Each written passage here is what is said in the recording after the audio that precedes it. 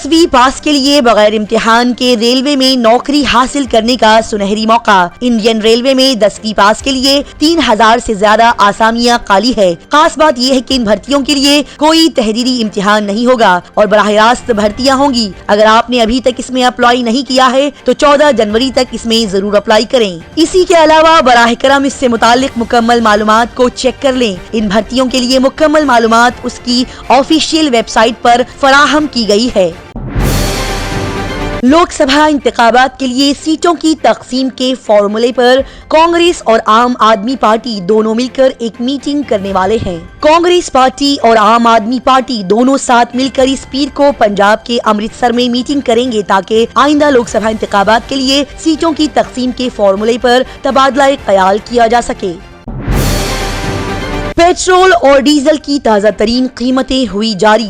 बैनुल अक़वामी market में खाम कच्चा तेल, पेट्रोल, डीजल की कीमतों में मिला जुला रुझान देखा गया। आज पीर 8 जनवरी को सुबह तकरीबन 6 बजे WTI क्रूड की कीमत मामूली इजाफे के साथ $71.96 फी बैरल पर फरोख्त हो रही है। बिल्किस बानो केस में अहम तब्दीली। सुप्रीम कोर्ट ने हुकूमत के फैसले को पलट दिया।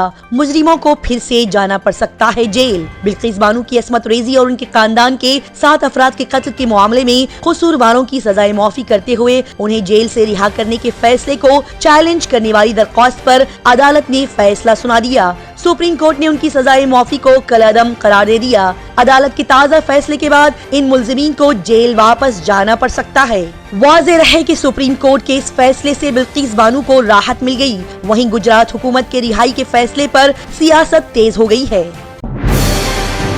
इंतजार की फहरिस्त की परेशानी हुई खत्म। रेलवे की नई सुपर ऐप जल्द ही कंफर्म टिकट आपको फराहम करेगी। IRCTC के बाद रेलवे एक बार फिर से अपने ऐप सिस्टम को अपग्रेड करेगी। इस बार रेलवे एक नई ऐप के साथ वापस आ रही है। हिंदुस्तानी रेलवे की नई सुपर ऐप इन तमाम खिदमात को एक ही प्लेटफॉर्म पर लाएगी जो अब तक अलग अलग ऐप्स पर दस्तयाब थी। लिहाजा आप एक ही ऐप पर टिकटिंग, ट्रेन ट्रैकिंग कर सकेंगे। इसकी मदद से सार्फिन का काम आसान हो जाएगा।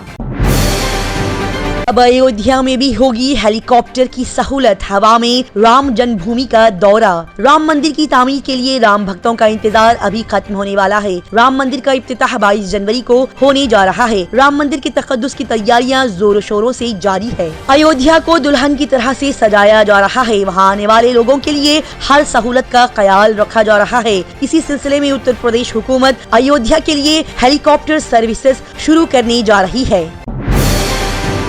गोधरा का बदला लेने के लिए गुजरात में दहशतगर्दी की साजिश। मसाजिद से लेकर आश्रम तक है निशाने पर। दिल्ली पुलिस की हिरासत में आए इस्लामिक स्टेट के दहशतगर्द शाहनवाज आलम ने बड़ा इंकशाफ किया है। पुलिस तफ्तीश के दौरान दहशतगर्द शाहनवाज ने बताया कि Islamic state of Iraq and Syria ISIS Gujarat में एक बड़े दहशतगर्दाना हमले की मंसूबा बंदी कर रहा था। इस दहशतगर्द ने दिल्ली पुलिस को पूछगछ के दौरान बताया कि गुजरात के कई शहर इनके निशाने पर थे। राजस्थान में बीजेपी अपने पहले सियासी इम्तिहान में नाकाम हुई। वजीर बनाने की शर्त काम न आई। कांग्रेस ने किरनपुर सीट जीत ली। कांग्रेस ने राजस्थान की किरनपुर सीट जीत ली है। इस ज़मीनी इंतखाब में बीजेपी को बड़ा झटका लगा है। ज़मीनी इंतखाबात से पहले बीजेपी ने सुरेंद्र पाल सिंह टीटी को वजीर बनाया था, लेकिन इसका ये इक़दाम काम नहीं आया। लिहाजा कांग्रेस ने राजस्थान की किरनपुर सीट जीत ली है। अमृत भारत ट्रेन में मुसाफिरों को मिलेगी खुसूसी रियायत। टिकटें होंगी बहुत ज्यादा सस्ती। वजीर आजम नरेंद्र मोदी ने हाल ही में मुल्क के मुतवस्सित तबके के लोगों को अमृत भारत एक्सप्रेस की शक्ल में एक बड़ा तोहफा दिया है। अयोध्या से हरी झंडी दिखाए जाने के बाद अमृत भारत ट्रेन का ऑपरेशन शुरू हो गया, जिससे मिडिल क्लास के लोगों को मदद मिलेगी। ये ट्रेन मिडिल क्लास के लोगों के लिए अमृत साबित होगी। अमृत भारत ट्रेन के मुसाफिरों के लिए खुसूसी रियायत दस्ती। शेख हसीना 5वीं बार बांग्लादेश की वजीर आजम मुंतखब की गई। आखिरकार अवामी लीग ने इलेक्शन जीत लिया। बांग्लादेश की वजीर आजम और अवामी लीग की सरबराह शेख हसीना 5वीं बार मुंतखब की गई। उनकी पार्टी ने इंतखाबात में 50% से ज्यादा वोट हासिल किए। शेख हसीना 76 साल 2009 से इख्तिदार में है और उनकी पार्टी अवामी लीग ने दिसंबर 2018 में भी आखिरी इलेक्शन जीता था। एक नौजवान ने 250 साल पुरानी मस्जिद में अजान दी और नमाज पढ़ी। इस बात पर काफी शोर मच गया। एक शख्स की नमाज अदा करने की वीडियो सोशल मीडिया पर अब काफी वायरल हो रही है। नौजवान की नमाज पढ़ने पर काफी तनाजा चल रहा है, क्योंकि इस जगह पर मस्जिद है या नहीं इस बात पर तनाजा है, क्योंकि 4 बीघा अराजी पर बनी ये इमारत मुगलिया दौर की बताई जा रही है। कुछ लोग इसे मस्जिद कहते हैं, जबकि कुछ लोग इसे मनहर बादशाहों का महल कह रहे हैं। चुनाचे जब उमर नामी ये शख्स ने यहाँ नमाज पड़ी तो फरीक मुखालिफ के लोगों ने सवालात उठाए। न ऊंची आवाज, न डीजे, न ढोल, बगैर किसी शोर के शादी की बारात निकाली गई। हिंदुस्तानी शादियां बगैर बैंड बाजा, ढोल नगाड़े और बगैर शोरगुल के नहीं की जाती। लिहाजा इसी दौरान एक ऐसी बेहतरीन शादी देखने को मिली जिसकी बारात पूरी खामोशी के साथ निकाली गई। बारातियों ने नॉइस पोल्यूशन न करते हुए अपने कानों में हेडफोन्स लगाकर इस शादी का मजा लिया और एक अनोखे अंदाज में शादी रचाई। अफगानिस्तान की क्रिकेट टीम हिंदुस्तान के खिलाफ T20 सीरीज के लिए मोहाली पहुंच गई। हिंदुस्तान का अगला मुकाबला अफगानिस्तान से 3 मैचों की T20 सीरीज में होगा, जो जुमेरात 11 जनवरी को शुरू होने वाली है। अफगानिस्तान क्रिकेट टीम के खिलाड़ियों को मोहाली हवाई अड्डे पर देखा गया, जो कि बहुत जल्द हिंदुस्तान के खिलाफ 3 मैचों की T20 सीरीज में प्रैक्टिस के लिए मैदान में उतरेगी। T20 वर्ल्ड कप से पहले पाकिस्तानी टीम पर मुश्किलात का पहाड़ गिर पड़ा। बाबर आजम के प्यारे साथी पर लग गई पाबंदी। दरअसल Pakistani cricket board Pakistani team के साबिक कप्तान बाबर आजम के साथ ही अबरार अहमद से खुश नहीं है। बोर्ड के मेडिकल पैनल ने पाकिस्तानी टीम के डॉक्टर, फिजियो और ट्रेनर से मुशावरत के बाद चेयरमैन PCB को रिपोर्ट पेश की थी, जिसमें अबरार की जानिब से गुज़िश्ता साल हिंदुस्तान में होने वाले वर्ल्ड कप से पहले शुरू होने वाले बहाली के अमल में लापरवाही को उजागर किया गया। ज़राए के मुताबिक PCB अबरार को उनकी गफलत की सजा दे सकता है, जिसके बाद पाकिस्तानी टीम को खमियाजा भुगतना पड़ सकता है। जापान का 20 अरब डॉलर की लागत से समुंदर के बीचों बीच बनाया गया एयरपोर्ट डूबने के दहाने पर। जापान टेक्नोलॉजी में हमेशा आगे रहा है और कई रिकॉर्ड अपने नाम कर चुका है। जापान ने समुंदर में हवाई अड्डा बनाकर तारीख में अपना नाम दर्ज कराया, लेकिन अब वो हवाई अड्डा आहिस्ता आहिस्ता डूब रहा है।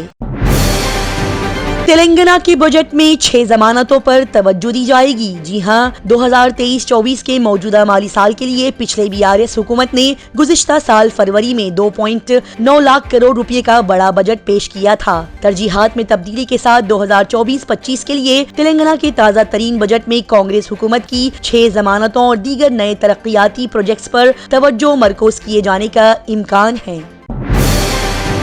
हैदराबाद शहर में तलबा के लिए स्कूल जाना कम बोझल होगा, क्योंकि अगले तालीमी साल से उनके बैग कम से कम 25% हल्के हो जाएंगे। बढ़ते हुए बच्चों के कांधों पर भारी स्कूल बैग के साथ बर्दाश्त करने वाले दबाव पर बढ़ते हुए खदशात के जवाब में स्कूल एजुकेशन डिपार्टमेंट दरसी किताबों में बोझ हल्का करने के लिए कागज की मोटाई को कम कर रहा है। करीमनगर के सीनियर BRS लीडर और साबिक MP B विनोद कुमार ने इस इतवार के दिन मुख्तलिफ सोशल मीडिया प्लेटफॉर्म्स पर गर्दिश करने वाली खबरों की तरदीद की है और उन्हें झुटलाया है, जिसमें ये दावा किया गया कि उनकी भतीजी को बगैर इम्तिहान के TSGE NCO में नौकरी मिल गई। उन्होंने इल्जामात को मुस्तरद करते हुए कहा कि उनका न तो कोई भाई है और न ही कोई भतीजी। इब्राहिम खान के अहल खाना ने नए साल के मौके पर KTR को अपने घर आने की दरख्वास्त दी थी। लिहाजा BRS के कारगुजार सदर साबिक वजीर KTR ने बोराबंडा इब्राहिम खान के घर का दौरा किया और इब्राहिम खान के कान से बहरे बच्चों के जरूरी इलाज के लिए KTR सामने आए। इस मौके पर इब्राहिम खान ने अपने ख्यालात का इजहार करते हुए कहा कि भारत राष्ट्र समिति हुकूमत ने गुज़िश्ता 10 सालों में दिन रात की परवाह किए बगैर रियासत की तरक्की के लिए बेहतरीन काम किए हैं। सिविल सप्लाईज और पानी के नक्कासी के वजीर जनाब उत्तम कुमार रेड्डी सेक्रेटरीट से सिविल सप्लाई डिपार्टमेंट के आला अहदेदारों के साथ जूम मीटिंग में बात करते हुए वजीर आला अफसरान के साथ चावल की कस्टम मिलिंग पर तबादला ख्याल किया गया। साथ ही इसी मौके पर CS Shanta Kumari, civil supply commissioner DS Chauhan, जिला कलेक्टर्स और महकमा सिविल सप्लाई के अफसरान ने इस जायजे में हिस्सा लिया।